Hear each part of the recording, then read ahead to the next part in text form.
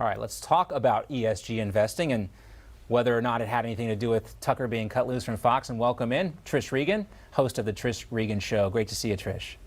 Hey, great to see you too. You know, I'm furiously texting some of my investor friends because I didn't realize that what you just reported from the Forbes article that BlackRock recently bought a 15% stake in Fox. Yeah. Because that actually...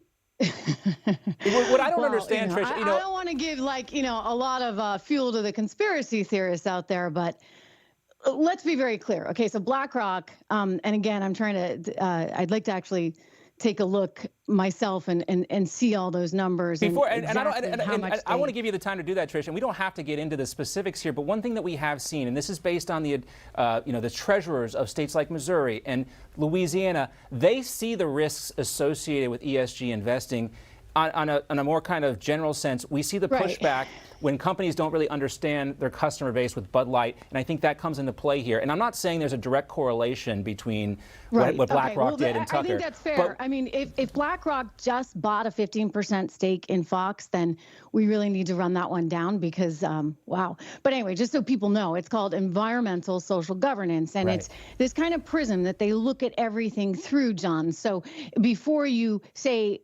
invest a pension fund in a company, you say, well, what is its ESG score?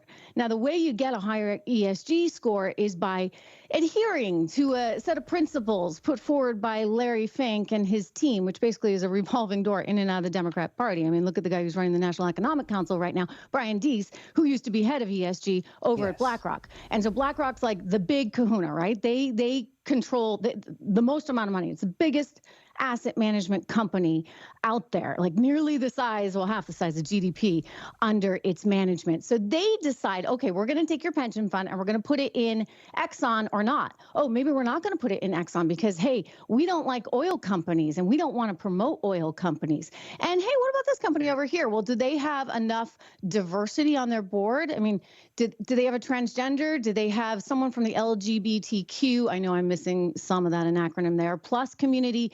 Do they have enough women? Do they have enough blah, blah, blah, right? So they're looking at a company based on all these sort of external values that they, of course, value, social values, but they're not looking at a company in terms of the nuts and bolts, like how much money does it make, right? Historically, that's what you would do. You would look at a company and granted, it replaces the fiduciary responsibility that has kept our free market system of capitalism thriving for all these years. That's the real threat that we see from ESG. It's like rewriting history. They think this somehow replaces what we expect, a return on our investment. And I'm going to bring Bianca in here too, because this ties directly into what we're seeing with some of these banks, including First Republic Bank. They have been somewhat interested in this type of investing as well, right? Yeah, of course. And that's the thing. I mean, we do have those states, as you mentioned, John, who have said we will not do ESG. And, First Republic Bank has now been making some headlines again, Trish, maybe teetering on the edge of a collapse. Unclear if the White House is going to step in, but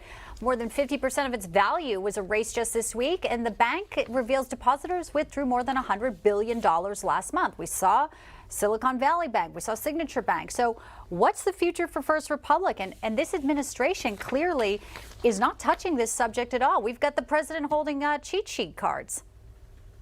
Yeah, which really is a scary thought when you think about the freedom of the press. I got to tell you, I have never, ever, ever, and I'm sure you guys haven't either, ever given a president or anyone, for that matter, questions ahead of an interview. Give me a break. The idea that we've been reduced to that is very, very concerning for the First Amendment. In terms of First Republic, look, this is a company that understandably investors are very, very nervous about. More importantly, depositors are very, very nervous about. And given what we saw at Silicon Valley Bank, I think it made everybody a little bit more on edge. I mean, look, I can tell you in my own personal life, I'm like, okay, good, glad